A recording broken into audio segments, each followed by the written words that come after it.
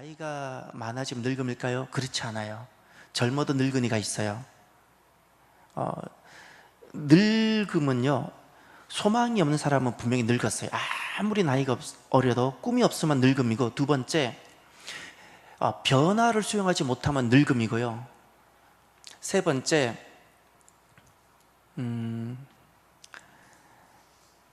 새로운 찬양을 즐겨 부르지 못하면 늙음이에요. 죄송하지만. 여러분, 언제까지 내가 아는 찬양만 부를 거예요? 감동되는 찬양은 계속 흘러 넘치는데 하나님의 역사는 늘 새롭다는 사실을 잊지 마십시오. 늘 내가 익숙한 데만 머물러 가지 마십시오.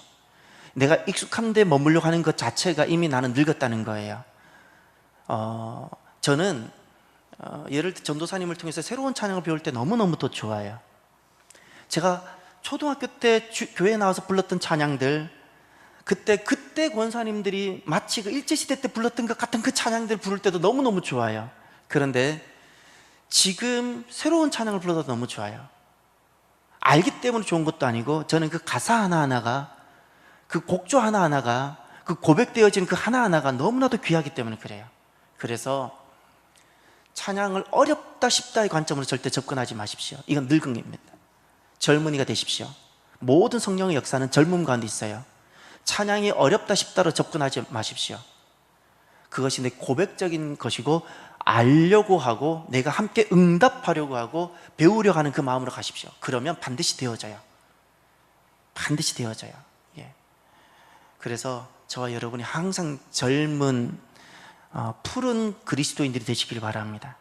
푸른 그리스도인, 젊은 그리스도인. 오늘은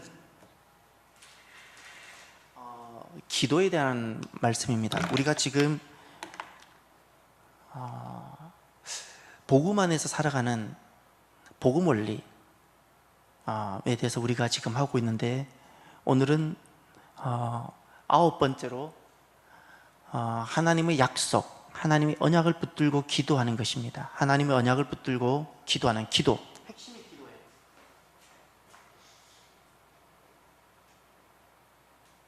그런데 기도학인데, 기도 생활인데, 우리가 복음이란 무엇인가? 복음 안에는 기도가 있어요. 기도는 하나님 우리에게, 하나님의 자녀들, 거듭난 자, 예수님을 믿는 자에게 주신 놀라운 특권입니다. 하나님의 자녀가 아닌 사람은 기도하지 못해요. 기도하지 못해요. 하나님의 자녀에게 주신 놀라운 특권이 기도예요. 이게 복음 안에 있어요. 그런데 제가 오늘 제목을 붙인 것은 하나님의 약속, 하나님의 언약을 붙잡고 기도하기예요. 여러분, 기도는 나의 정성일까요? 내가 얼마의 정성을 들이면 응답이 올까요? 기도의 가장 중요한 자세는 나의 정성이 아니라 하나님의 약속입니다. 하나님의 약속이 내게 이루어지고 하나님 약속으로 내가 나아가는, 바로 그것입니다. 그래서 기도는 약속을 붙들고 갈 수 있어야 돼요. 언약입니다.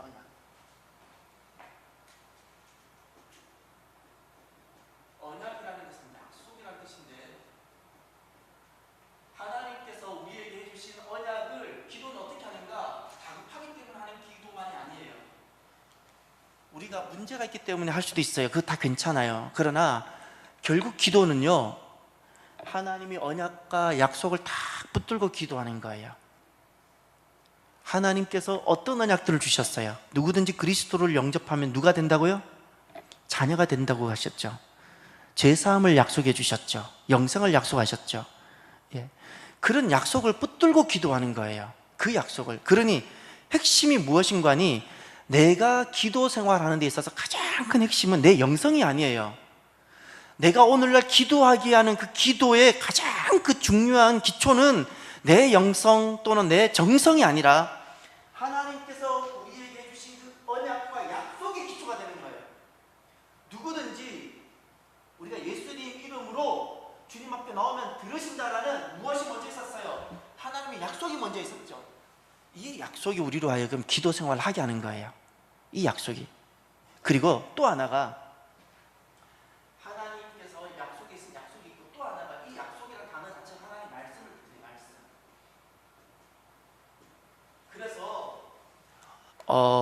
우리가 그 언약을 붙들고 또는 약속을 붙들고 기도한다고 했을 때는 어떤 의미인관이 단순히 내 삶의 필요, 지금 당장의 문제들을 두고 기도하는 것이 아니라 그런 차원을 넘어서 어떻게 되는관이 이 말씀이 언약이에요. 말씀 자체가 언약이에요.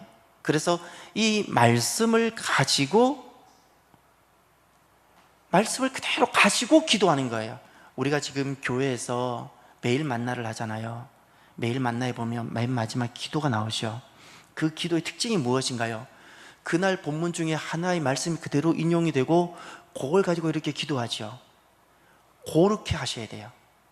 그렇게 하셔야 해요. 그러니까 말씀을 읽고 그냥 내가 필요한 걸 두고 내 자녀 두고 기도 아니요. 언약을 붙들고 말씀을 붙들고 기도한다는 것은 그것은 다 자기 의와 자기 욕심을 두고 기도하는 건데 어떻게 하는 거니? 오늘 나에게 주신 그 말씀 하나를 딱 붙들고 요 말씀을 가지고 나를 두고 기도하세요. 요 말씀 그대로를 가지고 그대로를. 오늘 만약에 아무것도 염려하지 말라는 그 말씀이 만약에 있었다면, 나에게 가슴 새겨졌다면, 하나님 오늘 제가 직장 속에서도 아무것도 염려하지 않게 하옵소서. 자녀를 양육하는 데 있어서도 하나님 이런 것이 염려가 되는데 아무것도 염려하지 않게 하옵소서. 내 자녀가 입시를 두고 있는데 하나님 내 자녀가 입시로 인해서 염려하지 않는 아들이 되게 해 주옵소서. 그 말씀을 가지고 하나하나 대상을 바꿔가면서 기도하는 거예요. 말씀을 그대로 가지고. 그것이 무엇이라고요? 언약을 붙잡고 말씀을 붙잡고 하는 기도라는 겁니다. 그런데 이 기도에도 단계가 있습니다. 단계. 그러면 그 어떤 단계가 있을까요? 7가지 단계가 있습니다. 먼저 기도란 무엇일까를 잠깐만 정리를 해봅시다. 여러분 혹시 외로움을 느껴보시거나 또 외로움을 겪어보셨지요? 이제 가을이 되니까 벌써 외로움 이런 것을 많이 느낄 수 있는데 왜 외롭죠? 외로움은 왜 외롭죠? 나래 집사님 외로워 보셨죠? 예, 그래서 결혼했었잖아요. 왜 외로웠죠? 무엇 때문에 왜 외로운 이유가 무엇이었어요? 왜 외로웠어요? 혼자란 이유가 뭐예요? 왜 혼자가 되는 거죠? 저도 그걸 이야기하고 싶은 거예요. 왜 혼자라는 게, 무엇이 혼자가 되게 하는 거죠? 돈이 없으면 혼자예요? 사람이 이렇게 많은데 왜 혼자죠? 보세요. 이 땅에 사람이 이렇게 수십억 사는데 왜 혼자죠? 혼자라는 개념이 뭐가 혼자라는 거예요? 결국에는 잘 생각해 보세요. 이 땅에 사람이 흘러 넘쳐요. 죄송하지만. 근데 왜 혼자라고 그러죠? 사람이 그렇게 많은데 무엇이 혼자 되게 만들어요? 무엇이? 지금 오늘 저녁에 은행 정산을 하고 막 돌아와서 지금 머릿속에 그 정산이 가득하고 있어요. 여러분 보세요. 이 땅에 사람이 흘러 넘치죠? 부딪히는 게 사람이잖아요. 그런데 왜 혼자라고 사람은 느끼게 될까요? 왜 혼자라고, 무엇이 혼자라는 느낌과 혼자라는 고립감을 갖게 할까요? 무엇이? 어떤 것이? 대화할 사람이 없는 거예요. 마음을 나눌 사람이 없을 때예요. 내 마음을 나눌 사람이 없고 또 대화를 할 사람이 없을 때 사람이 이렇게 흘러 넘쳐도 무엇을 느끼는 거 아니? 그 외로움이에요. 그러면 결혼한다고 다 외롭지 않을까요? 결혼했을지라도 만약에 대화가 되지 않고 마음이 나누어지지 않으면 결혼했을지라도 다시 그 무엇을 느껴요? 외로움이에요. 외로움. 기도란 무엇일까요? 여러분, 성경에 나오는 그 모든 것은 사람의 관점으로 보면 안 돼요. 죄송하지만 그 악이에요. 누가 주셨어요? 누가 주셨어요? 하나님이 주셨죠. 하나님이 주셨으면 성경의 모든 것은 아버지 마음과 하나님의 관점을 보셔야 돼요. 왜 주님께서 우리에게 기도라는 것을 주셨을까요? 아버지 마음이 어떠할까요? 아버지는 우리와 그렇게 함께 대화하기를 원하고 하나님과 우리를 마음을 나누기를 원하시는 거예요. 여러분, 우리만 외롭다고 생각하죠. 하나님께서 우리와 그렇게 함께 하기를 원하세요. 하나님의 외로움을 생각해 본 적 있어요? 기도는 우리가 하나님과 대화하는 것이고 하나님과 마음을 나누는 거예요. 마음을 나누는 거예요. 그래서 진짜 기도가 있는 사람은 영적인 외로움이 없어요. 어디에 있든 영적인 외로움이 없어져요. 그러나 기도가 마르면요, 사람은 아무리 봉사를 교회에서 많이 해도 기도가 마르면 사람은 외로워져요. 영적으로 외로워져요. 왜냐하면 하나님과 교제가 없기 때문에 그래요. 하나님과. 이 기도에 단계가 있습니다. 언약을 붙잡고 하는 그 기도에 단계가 있는데, 7단계가 있는데, 첫 번째가 기도에도 하나하나 성숙이 있어요. 첫 번째,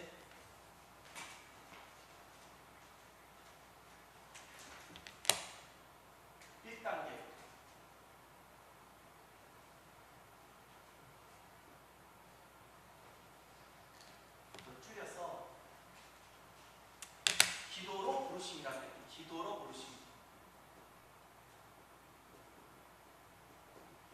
이게 무슨 말이죠? 기도로 부르신다는 게 뭘까요?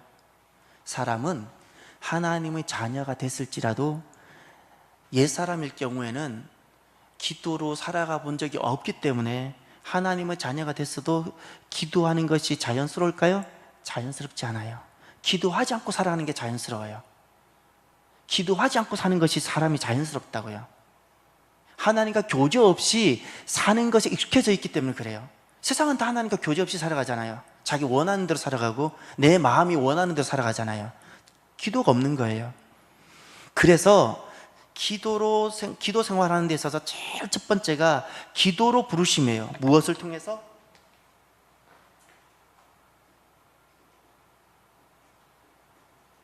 무엇을 통해서요? 환경을 통했어요. 환경을. 자, 이제 하나님께서 우리를, 기도가 너무나도 복된 것이고 또 하나님은 그렇게 우리를 만나기를 원하시는데, 우리가 사귐을 갖기를 원하시는데, 하나님께서 우리를 어떻게 기도하도록 부르시는지 시편 107편을 찾아보세요. 시편 107편. 시편 107편.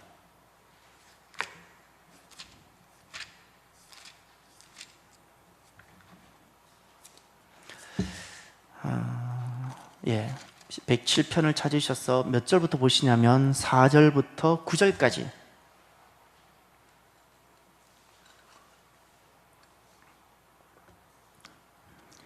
여기에 하나님께서 시편 107편 4절부터 9절까지 보면 기도하도록, 하나님의 자녀일지라도 기도하지 않고 살아가는 데 익숙해져 있는 그 하나님의 백성들에게, 오늘 말하면 교회와 성도들에게 기도하도록 훈련시키는 하나님의 고난 사이클이 나와요. 고난 사이클이 나와요. 내 사이클을 찾아보세요. 여러분이 4절부터 9절을 개별로 읽으시고 네 가지 중요한 사이클이 나옵니다. 하나님께서 환경을 배열했어요. 그래서 기도할 수밖에 없도록 만들어요. 네 가지 하나님의 사이클을 찾아보십시오.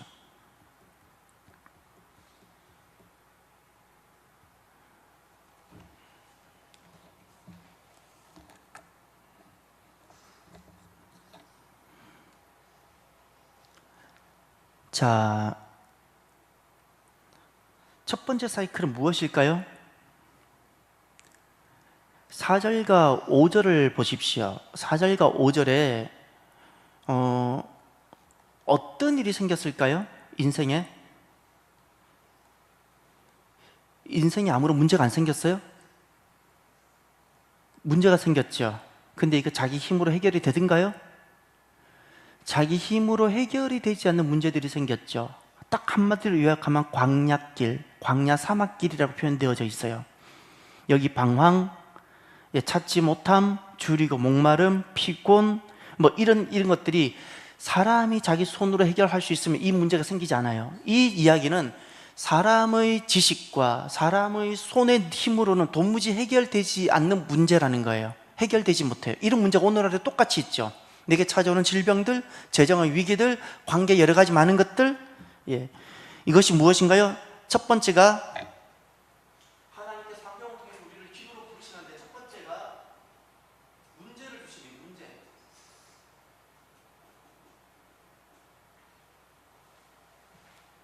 문제를 주세요. 문제. 그게 4절과 5절이에요. 자, 두 번째 6절에서 찾아보시죠. 두 번째 단계가 나옵니다. 두 번째 기도의 부르심에서 두 번째 6절에서 뭐가 나오죠? 부르짖음이란 단어 나오죠. 이게 기도예요. 이게 주님 앞에 나오게 하는 거예요. 그 전에 광야 사막길이 아니었으면 사람들이 부르짖었을까요? 아니, 부르짖었겠죠. 예, 그래서 부르짖게 만드는 거예요. 부르짖게. 부르짖어요? 부르짖음.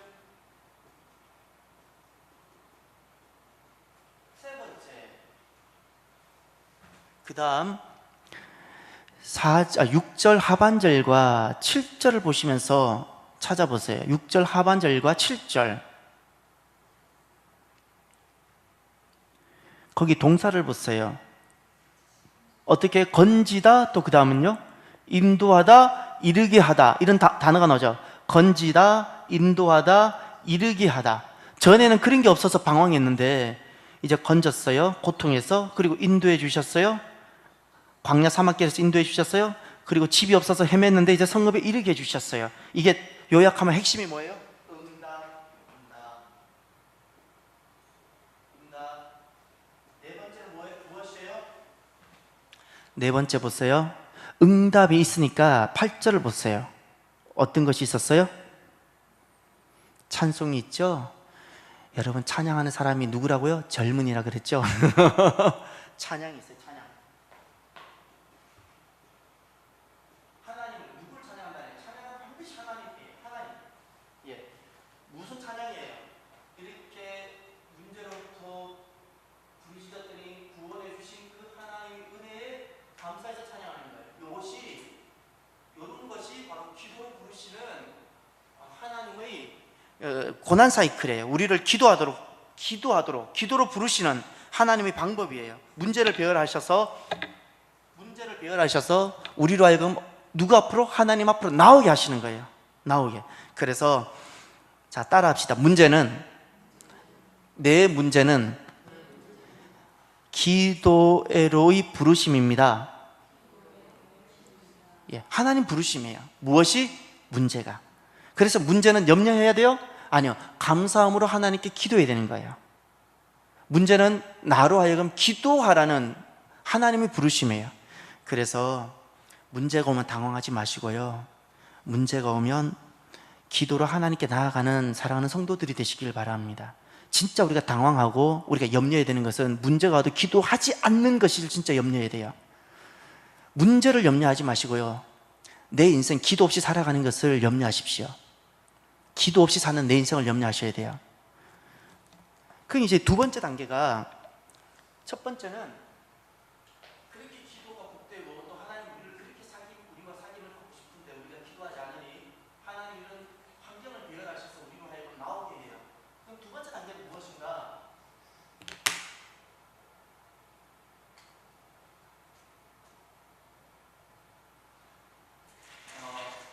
이때는 응답이 지체일까요? 즉각적 응답을 주실까요? 즉각적 이때는 응답을 주세요. 이때는 즉각적으로. 그래서 초신자가 응답을 잘 받을까요? 오래된 신자가 응답을 잘 받을까요? 예, 믿음으로 기도하는 자가 이라고 그래요. 죄송합니다. 근데 중요한 것은 이러면 안 되는데, 중요한 것은 왜 초신자들이 응답이 잘 이루어질까요? 하나님께서 바로바로 응답을 주시는 것은 그들이 그 작은 부분에서라도 하나님을 전혀 모르고 살아가다 하나님을 알게끔 하기 위해서예요. 그러나 두 번째 단계가 있는데 이때 응답이 즉각적으로 이루어져요. 두 번째 단계는 응답의 지체예요.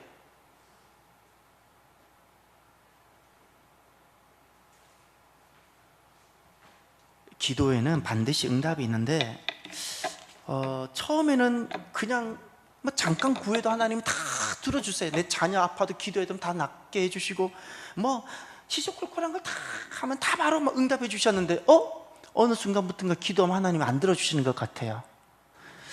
왜 안 들어주실까요? 보세요. 사람의 관심은 어디 있어요? 문제에 있어요. 문제는 세상의 복에 있어요.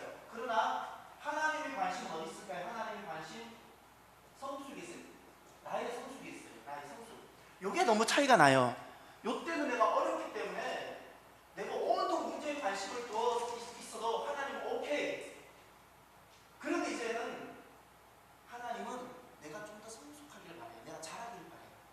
내 자녀가 잘하지 계속 젖먹이를 있다면 부모가 즐거울까요? 그렇지 않겠죠. 젖먹이가 떼어지고 그 단계가 떼어지고 이제 성숙함에 이르기를 원하는 거예요. 그래서 여러분 여기서는 문제는 무엇이라고요? 문제는 하나님께서 기도를 부르시는 거라 그랬죠. 여기서 두 번째는 기도의 응답이 더딜 때는 무슨 뜻이라고요? 하나님께서 내가 다음 단계로 성숙하라는 뜻인 줄 믿으시길 바래요. 그럼 어떻게 해야 돼요? 더 붙들고 기도해야 돼요. 그때 주저앉으면 그 단계에 못 극복해. 죄송하지만 계단을 기억하시나요? 계단은 반드시 이 계단 다음에 다음 계단이 있어요. 이 다음 단계에 이르기 위해서는 반드시 올라가야 되는 것이 있어요. 이것은 내가 지금 안 해도 지금 싫다고 피해버리면 반드시 이것을 극복해야 돼요. 반드시. 그러니 기도 응답이 지체돼요. 그것은 하나님께서 나를 다음 단계로 성숙한 단계로 오라는 하나님의 초대예요. 초대라고요. 그래서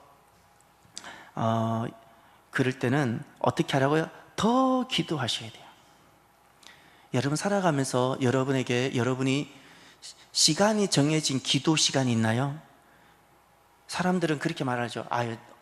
365일 우리는 다 하나님과 교제해요. 그 말은요, 기도하지 않는다고도 들 수 있어요. 죄송하지만. 여러분, 예를 들어서 내가 나 항상 아내 사랑해요 하면서 아내와 특별하게 함께하는 시간이 없다면 사랑하는 것일까요? 내가 하나님을 정말 사랑한다면 밥을 먹는 시간을 줄여서라도요, 내가 시간을 정해두고 기도하는 기도의 자리가 꼭 있어야 돼요. 그렇지 아니하면 이런 과정을 넘어가질 못해요. 죄송하지만 넘어가질 못해요. 세 번째, 하나님께서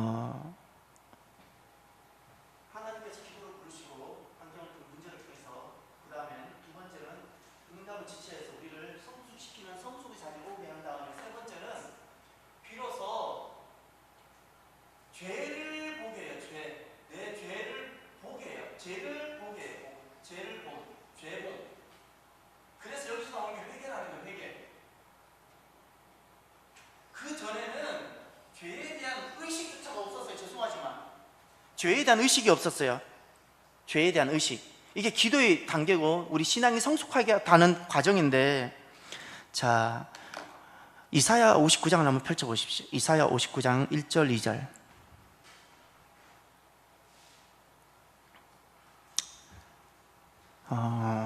이사야 59장입니다. 이사야 59장 1절과 2절 각자가 보시고요. 나의 기도를 막는 요소, 다시 말해서 기도를 막는다는 것은 단순히 기도가 막히는 것이 아니라 내 영적인 성장이 다 막히는 거예요. 내 영적 성장이 막히는 것이 무엇이라고 말하고 있는지를 말씀해 주십시오. 무엇이라고요? 죄라고는 말씀하고 있죠. 보이나요? 너희 죄악이 너희와 너희 하나님 사이를 갈라놓았다 그랬죠. 또 하나가 너희 죄가 그의 얼굴, 하나님 얼굴 가리어서 너희에게서 듣지 않게 하신다 그랬어요. 죄악, 죄. 여러분 앞에서는, 여기서는요, 내 문제가 여전히 내가 죄 가운데 있어도 주님 앞에 나오는 것이 중요했기 때문에 죄가 있어도 응답을 해주세요. 죄송하지만 응답이 되어서요. 그런데 하나님께서는 우리가 쭉 성장하면서 반드시 이 문제를 넘어가게 하세요. 반드시 이 문제에 직면하게 하세요. 이 문제, 죄에 대한 인식, 죄에 대한 의식이 전에는 아무것도 없이 세상의 가치, 세상의 기준으로 살아갔다가 비로소 하나님의 관점에서 죄라는 것으로 나를 보는 거예요. 나를 죄의 관점에서. 신앙 수준이 깊어지면, 영적으로 성장하게 되어지면 저 죄의 문제가 해결되지 아니하면 응답이 이루어지지 않아요. 죄송하지만 하나님은 거룩하신 분이에요. 하나님 거룩하신 분이에요.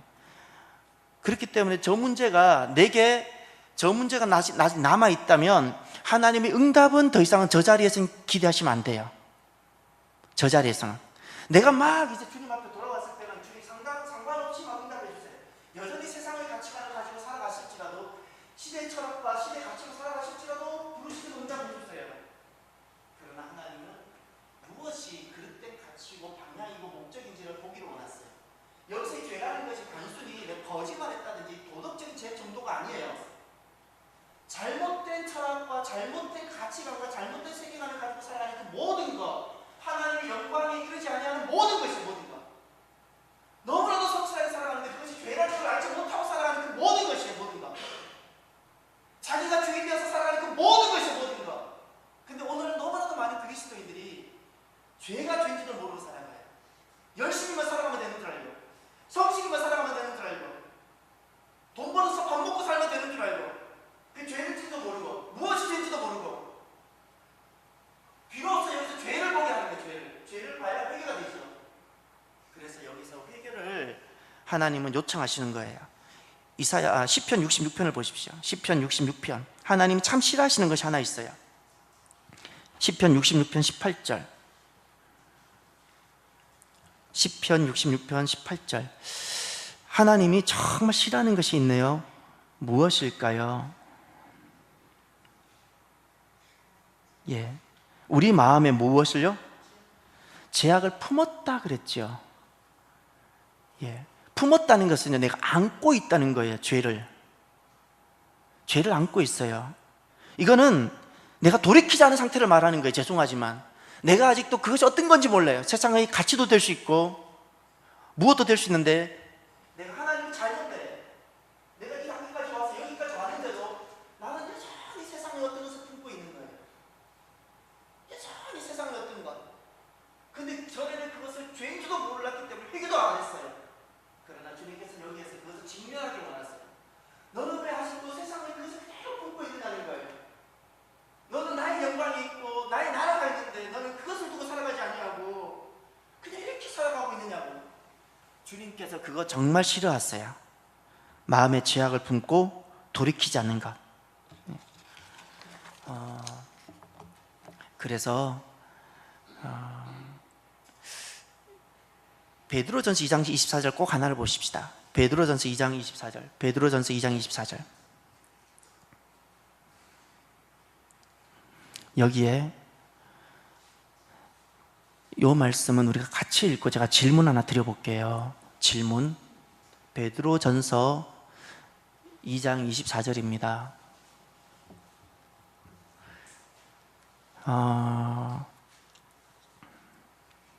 함께 보겠습니다. 천천히 찾으십시오. 천천히 찾으십시오. 베드로전서 2장 24절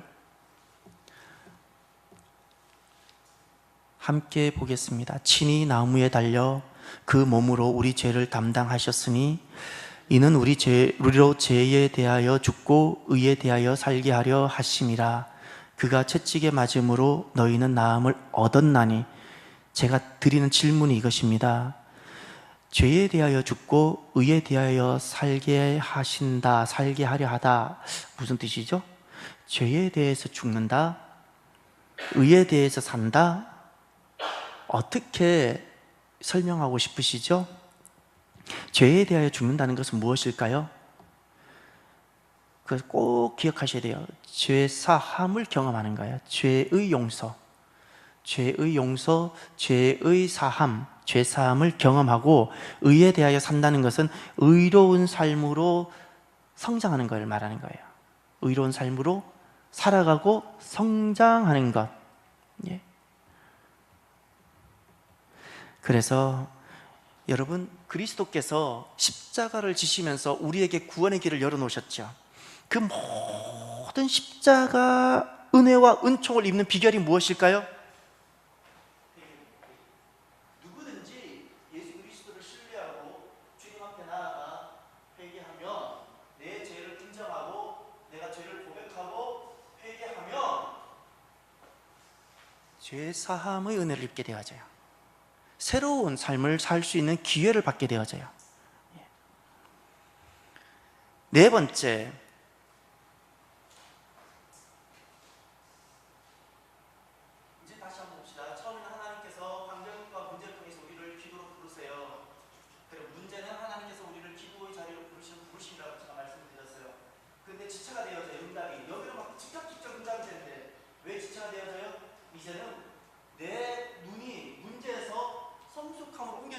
원하시는 거예요. 이제 성장 다음 단계로 가기를 원하시는 거예요. 그래서 하나님은 이때부터 나를 만들어가기 시작하는 게 지체하세요.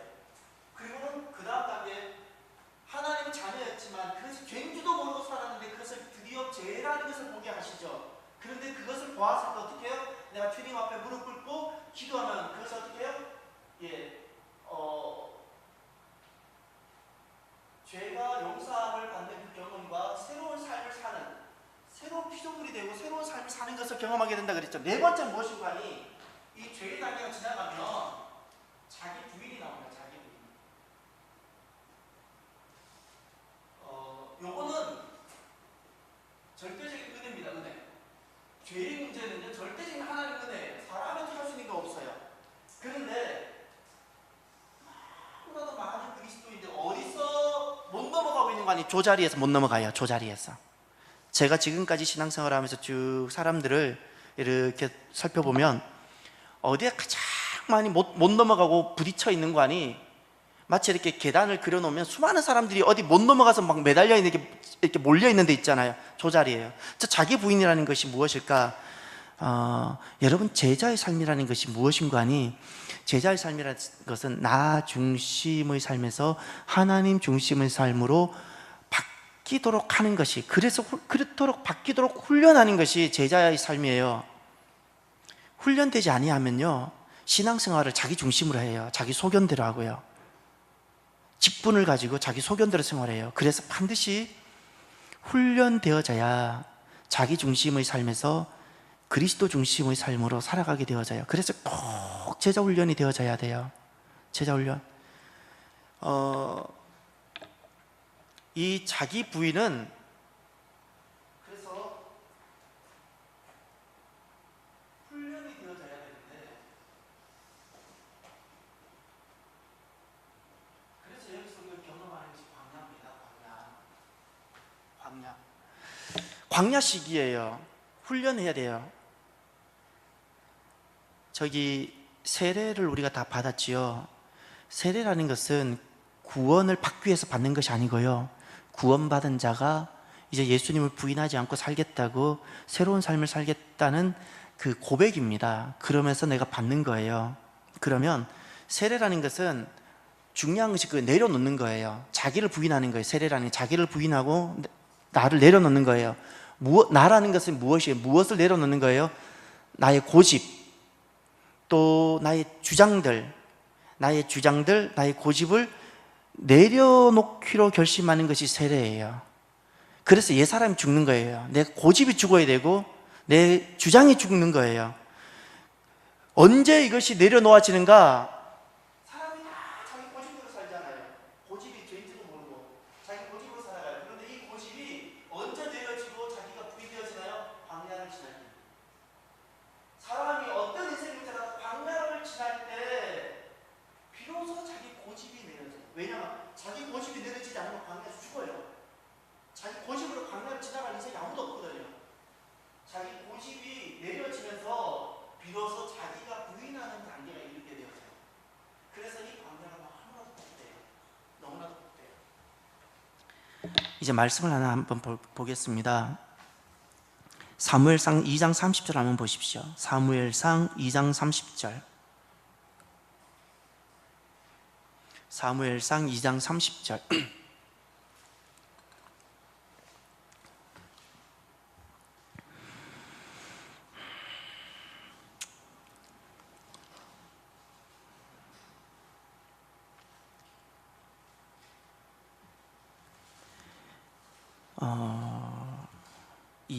사무엘상 2장 30절.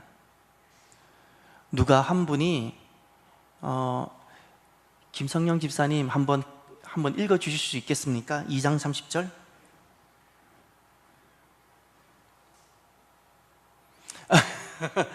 예.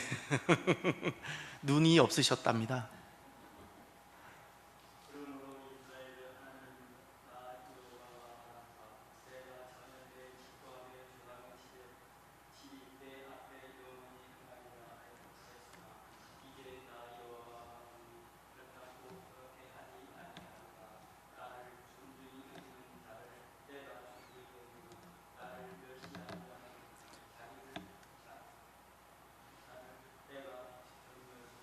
예, 거기 보시면 보세요. 감사합니다. 마지막 절에 보세요. 나를 존중히 여기는 자를 어떻게 해요? 존중히 여긴다 그랬죠. 나를 멸시하는 자를 어떻게 해요? 내가 경멸한다 그랬죠. 저기 지금 이 네 번째 단계가 자기 부인 단계예요. 자기 부인을 왜 하죠? 예수님을 따르기 위해서예요. 예수님을 따르고 예수님을 좇으려면 내가 부인되지 아니하면 절대 주님을 따를 수가 없어요. 주님의 제자가 될 수가 없어요. 그래서 이 단계에서는 핵심은 존중입니다. 존중. 이 상호 존중이 상호.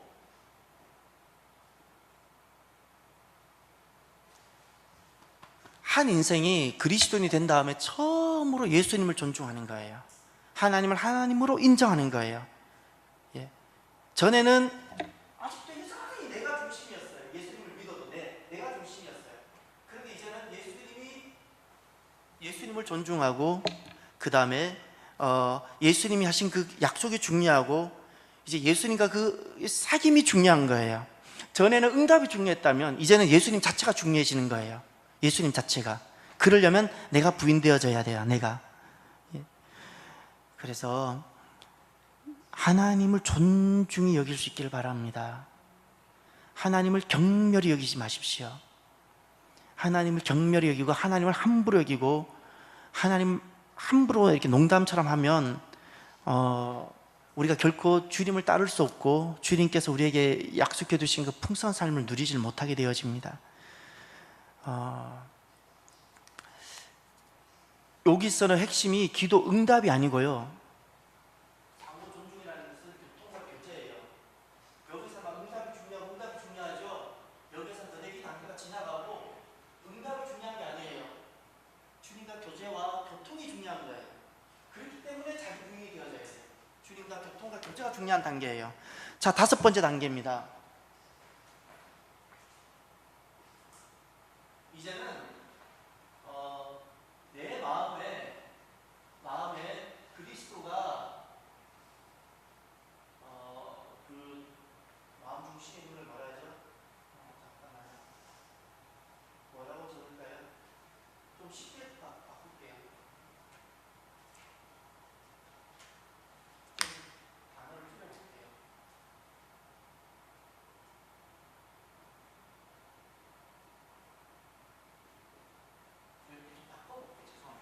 좀 쉬운 단어로. 이게 더 낫겠네요. 이게 더 주님이 좌정하시다는.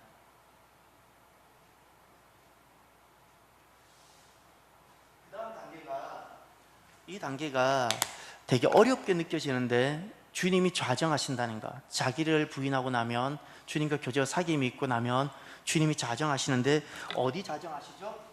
핵심이 내 마음에 주님께서 좌정하세요.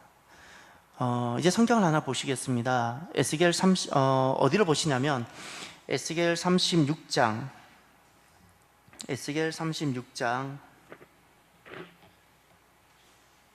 26절 한번 보실까요? 36장 26절.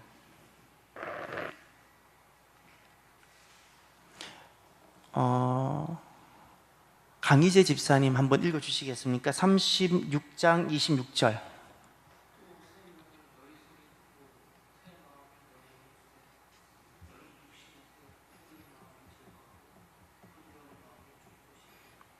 예, 아멘. 지금 이게 무슨 말인 거 아니? 시대가 바뀐 것을 말해. 옛 시대에서 새 시대로 바뀐 것을 뜻하는 거예요. 옛 시대는 돌비에 새겼다면 새 시대는 다르게 되는 거예요. 근데 새 시대 핵심이 무엇이에요? 새 시대의 특징이 무엇인가요? 마음의 마음. 새 시대, 새로운 삶, 새 생명의 특징은 새 시대 마음입니다. 마음이 새로워지는 겁니다. 이게 새 질서예요. 새 질서. 주님께서 하나님 말씀을 이제는 우리 마음에 두시는 거예요. 성령님이 우리 마음에 계시는 거예요. 마음에. 그래서 정말 중요한 말씀 하나 찾아보세요. 예레미야 31장 예레미야 31장 33절, 예레미야 찾아보십시오.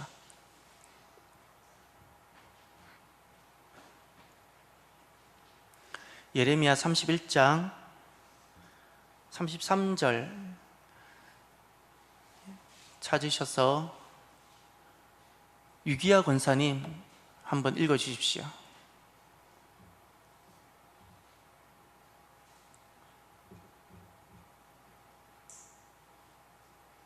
예, 천천히 찾으십시오. 예레미야 31장 33절 한 절 말씀.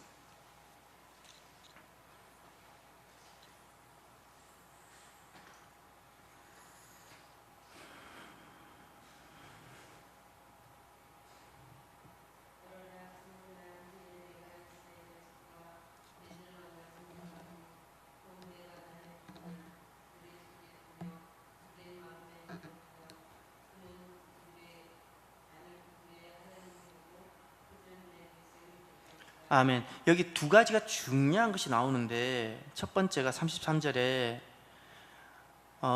그날 후에 이스라엘 집과 맺을 언약이라는 새 언약을 뜻하는 거예요. 이것은 이미 새 언약이에요. 새 언약은 어떠하다고요? 나의 법을 어디 속에 둔다고요? 그들 어디에? 그들 속에 두고 또 어디에요? 그들 마음에, 핵심이 마음에 둔다는 게 마음에. 그래서 그렇게 마음에 두고 그 다음에 어떤 관계가 된다고요? 어떤 관계?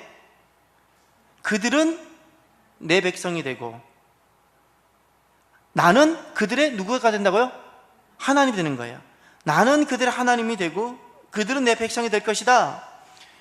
요 지금 방금 나는 그들의 하나님이 되고 그들은 내 백성이 될 것이다가 출애굽기 6장부터 시작해서 계속해서 반복되는 말씀이에요. 주님께서 그렇게 원하시는 거예요. 이것이 바로 우리가 기도 관계 속에 들어올 때 우리가 비로소 하나님 백성이 관계가 되고 하나님 나의 하나님 되시는 그 교제와 사귐 가운데 있게 되어지는 거예요. 그런데 여기서 핵심이 마음의 마음.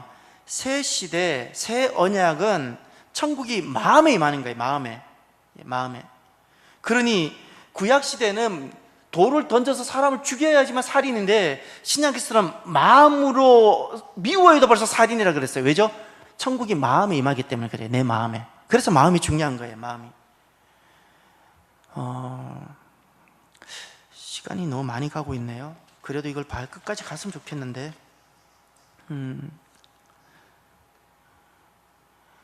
성경을 하나 더 봐요. 베드로전서 3장 15절 정나래 집사님 한번 찾아 읽어주십시오. 베드로전서 3장 15절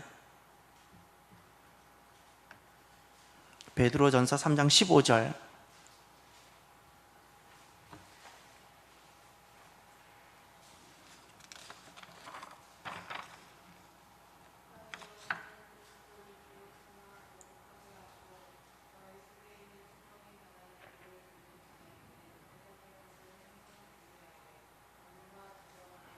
아멘. 자, 여러분 이제 베드로전서 3장 15절을 보시면서 우리 마음에 내가 나를 부인하면 주님께서 우리 안에 좌정하시는데 내 마음에 좌정하시는데 주님께서 내 마음에 좌정하시면 내가 어떻게 달라질까요? 3장 15절에서 찾아보세요. 우리 마음에 그리스도를 주로 삼게 되면 어떻게 해요? 거룩하게 된다는 말이 있죠. 예, 거룩하게 되어져요. 이렇게 마음에 그리스도를 주로 삼고 그렇게 거룩하게 살아가는 사람을 성도, 거룩한 무리들 이렇게 되어지는 거예요. 거룩한 무리들. 예.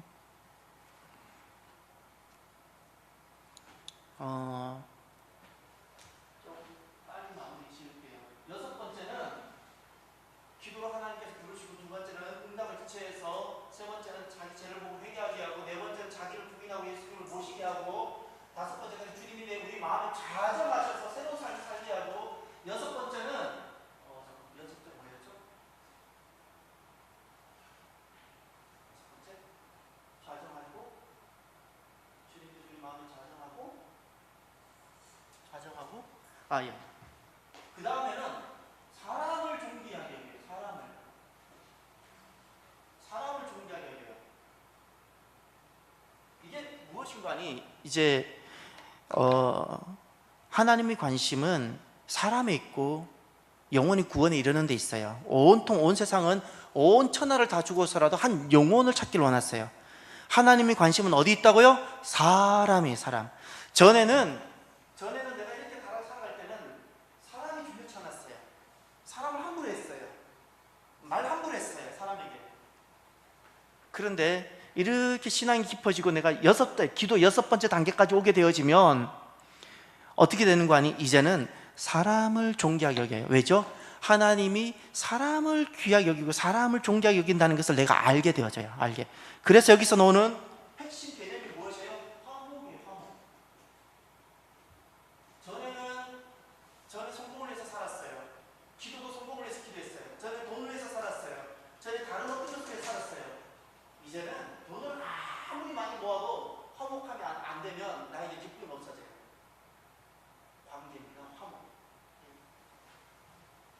그래서 성경에 보면 마태라는 사람이 있죠. 당시 사람들은 그 사람은 세리였기 때문에 다 죄인이라고 손가락질했어요. 이게 세상의 가치예요. 다 판단하고 정지하고. 여러분, 세상의 가치로 사람을 보지 마십시오. 그게 얼마나 죄인지 몰라요. 어떻게 해야 되는 거 아니? 예수님은 어떻게 하셨나 보십시오. 사람들은 다 마태를 보면 손가락질했어요. 응? 어떻게 로마 앞잡이 막 이렇게. 그럴 때 예수님은 그를 제자로 보셨어요.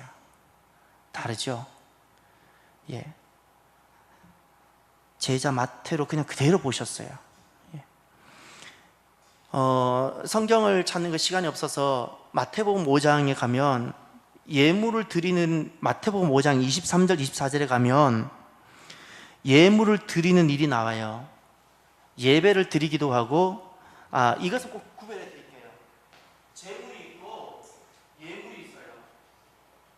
재물이 있고 예물이 있는데 재물과 예물은 어떻게 구별될까요? 성경에 재물이 나오고 예물이 나와요. 재물은 의무입니다. 번제를 드릴 때 필요한 재물이 있고 화목제를 드릴 때 필요한 재물이 있고 재물은 의무에 반드시 해야 되는. 예물은 내가 선택의 자원이에요. 자원. 저 예물을 드릴 때, 그러나 예물이나 재물이란 뜻은 다 예배를 드릴 때입니다. 하나님 앞으로 나올 때 먼저 해야 되는 일이 있다 그랬어요. 무엇이죠? 사랑과 형제와 화해하는 거라 그랬어요. 화해하는 거. 또 하나 질문해 볼게요. 베드로가 마태복음 18장에 몇 번이나 용서해야 합니까? 했을 때 70번씩 7번을 하라고 그랬죠. 7번 70번씩 하라고 그랬죠. 7번을 70번씩 하라고. 그 핵심 개념이 무엇일까요? 그 핵심 개념이 무엇일까요? 왜 베드로가 한 7번 해주면 7번이라는 개념을 주님께서 먼저 말했던 것은 베드로는 한 7번 정도 생각한 거예요. 당시 최고 인격과 최고 영성을 가지고 할 수 있는 게 7번 정도. 그런데 주님께서 하셨던 말씀은 너 7번 생각했냐? 그것을 70번씩 하라 그랬어요. 이건 무한대를 뜻해요. 그러면 왜 그렇게 말씀하셨을까요? 사람의 관계가, 내가 너와 맺는 이 관계가, 하나님과 관계가 그렇게 크게 영향을 미치기 때문에 그래요. 내가 너와 관계는 너 어떻게든 맺든지 내가 하나님과 잘 맺을 수 있다고요? 아니요, 그렇지 않아요. 사람의 관계가 내가 지금 하나님과 관계를 맺는 그 성적표입니다. 성적표라고요. 그래서 사람을 귀히 여기는 마음이 성숙한 믿음이고, 사람을 용서하지 아니하면, 내가 누군가를 미워하고 용서하지 아니하면 반드시 하나가 막힙니다. 기도가 막힙니다. 하나님의 교제가 끊어져요. 그래서 주기도문에 보면 꼭 그것이 들어가 있죠. 그래서 주님께서 꼭 그 기도를 하라 그랬어요. 어떻게 해요? 주기도문에 용서에 대한 기도가 나오죠. 용서. 내가 사람을 용서하는 것이 하나님과의 관계를, 내가 하나님의 용서를 받고 내가 하나님과 관계를 하는 데 있어서, 교제를 하는 데 있어서 내가 사람을 용서하고 사람과의 관계를 회복하는 것이 결정적으로 중요하다는 거예요. 그것이 아무런 관계가 없는 것이 아니라 매우 영향을 이렇게 주고받는다는 거예요. 그래서 여러분, 우리가 내가 살아가다 혹시 기도 응답이 더딜 경우에 내가 혹시 풀지 않은 사람과의 관계가 있는지를 돌아보십시오. 내가 오늘날 하나님 은혜 가운데 여전히 있기를 원한다면 원수 맺고 살아가지 마십시오. 관계를 푸십시오. 예? 마지막 7번째, 이제 이것이 하나님의 의와 나라입니다. 하나님의 의, 하나님의 나라. 예. 이제 이 하나님 의와 하나님 나라를, 하나님 의라는 것을 하나님의 목적이고 하나님의 뜻입니다. 하나님의 나라라는 것을 하나님의 왕이 돼서 다스리시는 그 모든 것이에요. 이제는 무엇을 두고 기도하는 겁니까? 기도의 마지막이에요. 이제는 하나님의 뜻이에요. 하나님의 목적이 중요해요. 하나님의 구원이 중요해요. 이제는 내 어떤 영역이 중요한 것이 아니라 하나님 나라가 중요해요. 내 마음도 하나님 나라가 되길 바라고, 내 가정도 하나님 나라가 되길 바라고, 내 교회도 하나님 나라가 되길 바라는 거예요. 하나님 나라가 된다는 것은 하나님이 왕 되시는 곳이에요. 내 마음에 하나님 왕이 되시길 바라고, 내 가정도 하나님 왕이 되시고 하나님이 다스리시길 바라고, 교회도 하나님이 다스리는 곳이 되길 바라는 그 기도를 한다는 거예요. 그 앞에는 사랑을 종려기로 기도를 하고, 용서하는 기도하고, 그 앞에는 주님이 찾아가고 주님이 다스리는, 내 마음에서 다스리는 그 기도를 하고, 그 전에는 자기를 부인하는 기도하고, 그 전에는 죄를 회개하는 기도하고, 그러나 마지막은 하나님의 의와 하나님 나라를 구하는, 나라를 두고 기도하는 거예요. 하나님 의와 나라를 두고 기도한다는 것은 무엇인가 하니, 원래 온 세상이 다 하나님 나라, 하나님 것이었는데 우리가 범죄를 함으로 잃어버렸어요. 내가 죄를 지으면 하나님 나라가 잃어버리게 되어져요. 그래서 잃어버린 나라를 되찾는 거예요. 아직까지 내 남편이 돌아오지 않고 있다면 내 남편을 두고 기도하는 거예요. 잃어버린 내 남편 돌아오도록 기도하는 거예요. 천국은 침노하는 자일 거라 그랬죠. 하나님 나라는 그렇게 침노하는 거라 그랬어요. 그래서 마지막에는 하나님이 주가 되시지 않는 그 모든 것을 두고 기도하는 거예요. 하나님의 뜻과 목적이 이루어질 수 있도록 하나님 나라로 회복되지 않은 그 모든 사람과의 모든 것을 두고 기도하는 거예요. 그것이 마지막 7번째입니다. 7번째. 오늘 이 시간이 좀 많이 가버려서 참 죄송한데요. 이 시간 잠깐 우리 기도할까요?